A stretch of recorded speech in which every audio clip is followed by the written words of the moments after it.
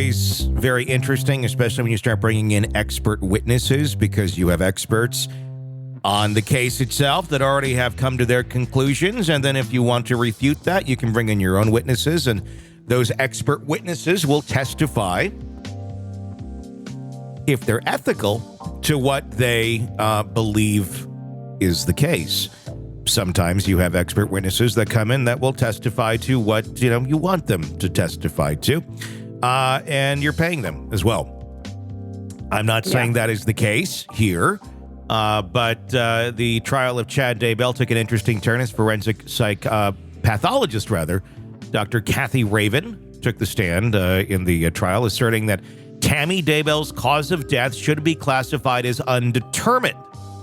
This testimony challenges the findings of the Utah medical examiner, who previously ruled the cause of death as asphyxia. And if you were playing along at home before that, it was, I don't know if it was undetermined or what, but it wasn't asphyxia. I think natural causes is what it was, because they didn't do an autopsy. Yeah. Chad really wanted her just to be buried really quick and didn't want to have any of that looked at, which made no sense at all. And then they exhumed the body, and then they figured, oh, asphyxia, take a look at this. The court began with the prosecutor, Wixom, addressing a minor inaccuracy in Heather Daybell's testimony regarding her communication with Detective Hope. Both Wixom and defense attorney John Pryor agreed that this issue was inconsequential, and the court moved forward without further concern. Judge Boyce noted that the defense had two more witnesses scheduled to testify, but they were not present. Until their arrival, the court addressed matters outside of the jury's presence. The procedural adjustments continued on. Dr. Kathy Raven, a board-certified forensic pathologist with over 25 years of experience, provided critical testimony. She reviewed Tammy Daybell's autopsy report, photos, toxicology results, and various investigative documents. Raven concluded that the cause of Tammy's death should be classified, like we said, as undetermined due to the lack of anatomical evidence. Saying, quote, there was no anatomical cause of death found for Tammy Daybell. Raven testified all her organs appeared normal. The toxicology report was extensive with no positive findings, making poisoning unlikely. Well, nobody said poisoning. Asphyxia is not poisoning. Raven also addressed the bruises on Tammy's body, describing them as nonspecific and inconclusive in determining the cause of death. The bruises on her arms were nonspecific and could not definitively point to asphyxia. And here's Raven, Dr. Kathy Raven, explaining her finding. Let's take a listen. You came to a conclusion in your report in regard. It should also be noted, Dr. Kathy Raven did not see the body and did not actually examine the body. This is just her opinion of a report. To this case, is that correct? Yes. And what was that conclusion? My conclusion was that since there was no anatomical or toxicological cause of death, no injury to account for death, that it would be best classified as a cause of death as undetermined. Okay, now when you say no physical cause of death, you did review Dr. Christensen's testimony, is that correct? Correct. And there was some mention, at least during this trial, of the bruising on the arms. Is it your conclusion that those bruises could not be taken in consideration to support a different conclusion of asphyxia? Well, again, the bruising on the arm is nonspecific. They're just bruises on the arm. They don't indicate a cause of death.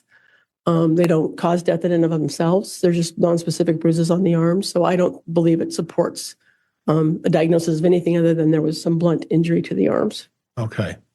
And in regards to the suggestion that if someone were to sit on the chest of someone to try to cause asphyxiation, did you examine or look into that possibility? Objection, Your Honor. Counsel's testifying misstates the prior testimony.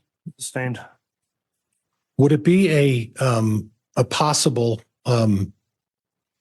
basis of asphyxiation by suffocation by sitting on someone's chest?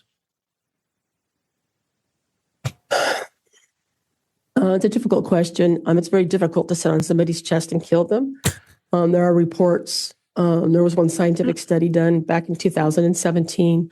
I believe it was out of San Diego, where they actually tried to figure out how much weight it would take, how much pressure it would take to do that. Usually when somebody does asphyxiate, it's usually several people on top of somebody, or in a crowd. You've heard of the stadiums where the crowds get stuck and everyone gets pushed together. That's several bodies. It's not just one. This particular study said it would be probably 450 plus pounds that would have to require to sit. So I think it'd be extraordinarily hard to sit on somebody, a healthy young person anyways. Maybe an old febrile person you might be able to, but I think it'd be very, very difficult and unlikely. Okay. And then the possibility of asphyxiating them by just holding their arms, that's not going to do it either, correct? Just hold. Objection, Your Honor. This misstates prior testimony. Move to strike. Overruled. Would just holding somebody's arms and leaving bruises, is there a way to asphyxiate someone that way? No, so asphyxia just really means that there's no oxygen getting to the blood to supply our organs. So several things can cause asphyxia. Asphyxia is just a mechanism. It's not really even a cause of death. It's always due to something. So it might be asphyxia due to drowning where we're not getting oxygen, asphyxia due to choking, asphyxia due to strangulation. So asphyxia in itself just means that they're not getting oxygen. That's a very nonspecific term. Did you see any indication that there was any damage to the neck or the throat? No, there was no obvious damage to the neck. There was some damage caused by the embalming process. May have obscured, at least on the right side of the neck, but there was no obvious hemorrhage or other injury. Kind of contradicting the the actual person who did the autopsy. Yeah. And what is what's this idea of sitting on someone? Like, Wasn't that an odd thing to just bring up out of really nowhere? Yeah. That just seems bizarre. I don't know. Reagan Price, a neighbor of Chad Daybell, testified about hearing a gunshot before September 9th and discussing unusual events with law enforcement. Price mentioned creating a timeline with her husband to make sense of the strange occurrences involving their neighbor. Gotta love it. Chad Daybell. Here's that testimony. You heard a gunshot then? Yeah, and they said it was a raccoon. And it was about that same time we had set the timeline to Ron because we checked our phone and it was like the Rob Wood? Is that the prosecuting? Uh-huh. Okay. We had talked to them and we had looked it up on our phone records to try to put it together, you know. But like our neighbors up here, like they will go shoot birds and stuff in the mornings. And so we'll hear that sometimes, but it was close. And like our bedroom window's right here. And we sleep with the window open most of the time because Did you see anybody out there? no, but we just heard it. So that's what we were thinking. We're like, it wasn't afternoon because he would have been at work. That it would have been morning. Morning.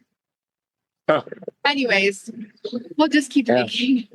Yeah, no, and even details that you're like, that's probably nothing. We'd take them, right? Well, I mean, at that's this what point, we decided after we told him because we were like, we sat on it for a while and then we're like, well, maybe it will help, So yeah, just our timeline experience with them, yeah. Because we weren't around them a lot, but the few times we were, it's easy to remember because we weren't around them a lot. Yeah, absolutely. Okay. Well, thank you. Thanks for talking with me. I appreciate it. I'll let get back to your kids, and I'm sure we're all being. You're all over the news right now, Fox News. I was actually kind of glad that it wasn't all day. I'm like, are we going to hear that like all day? Because it was like nice. This is the most peaceful this road has been in so long. Don't have to worry about kids. They're Yeah. no one here. So Why not? Probably like this, not cartoon. We seriously do because we were going to build our house this year, but I told you like we wanted to get the rest of our debt paid off before we built it. We're just going to build that here. And we went out there to scope out where we were going to put it. And I'm like, do you hear that? Judge, I can stop at this point. like just that much further away from it, and you don't hear it.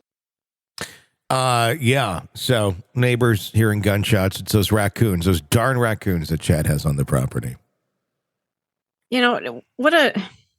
I know a lot of people will sit and like kill varmints and things. And to me, it just seems weird. Like, I don't know. I mean, I've lived out in the country. I've lived next to people who, you're always hearing gunshots, but I just think that's a weird thing. Mm-hmm. And so it seems like their interactions with their neighbors were just absolutely bizarre. Like it wasn't, you'd meet them at the fence line and sit and, talk about your day. It was, oh, they shot something again.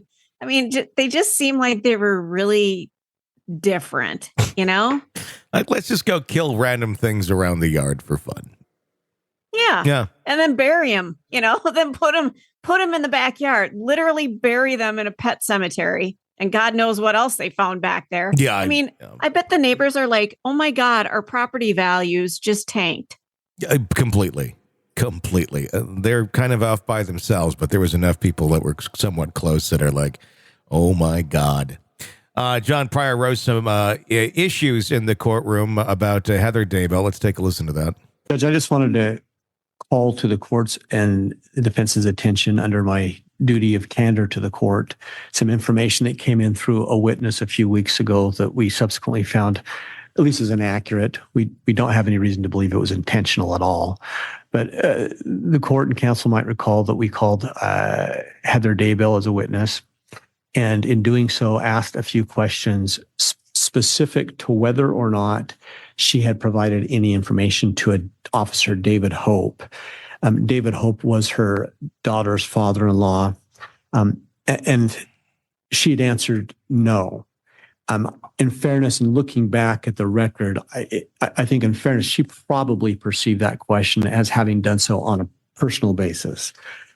After her testimony a day or two later in preparation for a different witness, I had reviewed another police report. In this case, there are many, but had for the first time found her name referenced in an entirely different report with David Hope. It did not appear that she gave any information in that, but she was in an interview with that officer.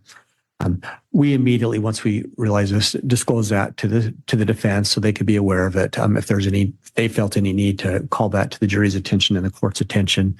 I at least up until this point, I don't believe they've felt that need. I think it's probably fairly inconsequential, other than after the testimony, we became aware that it was inaccurate testimony. Again, not disparaging Ms. Daybell. I don't think she at all intended to give incorrect testimony. I think it's been 5 years since this case began, and I think it was probably just an oversight on her part, if not confusion from the line of questioning. So again, out of candor, we just wanted to note that for the record. So the judge was like, yeah, not a big deal. And then they continued on. But this was kind of a big deal. John Pryor, Chad's attorney, slipped up in court. Call it a Freudian slip. Call it whatever you want. But take a listen. Dr. Raven, Ms. Blake went over a litany of other reports and statements from other witnesses, a variety of other documents. When a forensic pathologist is examining a variety of other documents that are not related to the medical reports and the scientific evidence, is that an example of confirmation bias? Objection, Your Honor. Calls for speculation. Overruled. Is that an example of confirmation bias when you take into account all of these other reports, documents, statements of people who are not present at the murder? Not present at the murder. Oh my. You're arguing for your client that it was not a murder, John. Whoops. I mean, sorry about that. He's got to, it's got to be hard to do this case if you're John Pryor, because I'm sure he doesn't believe that Chad Daybell is innocent. But he's got to do his job, and it would be hard not to slip up, quite honestly. But there you go. You had one job to do, John. One job. Want to listen ad-free? Want advanced access to all of our interviews before anyone else? Become a True Crime Today Premium Plus subscriber on Apple Podcasts. You get every episode commercial-free. So you can binge on True Crime until you can binge no more. Search True Crime Today Premium Plus on Apple Podcasts now, or go to our podcast page and sign up now. More of the Hidden Killers podcast next.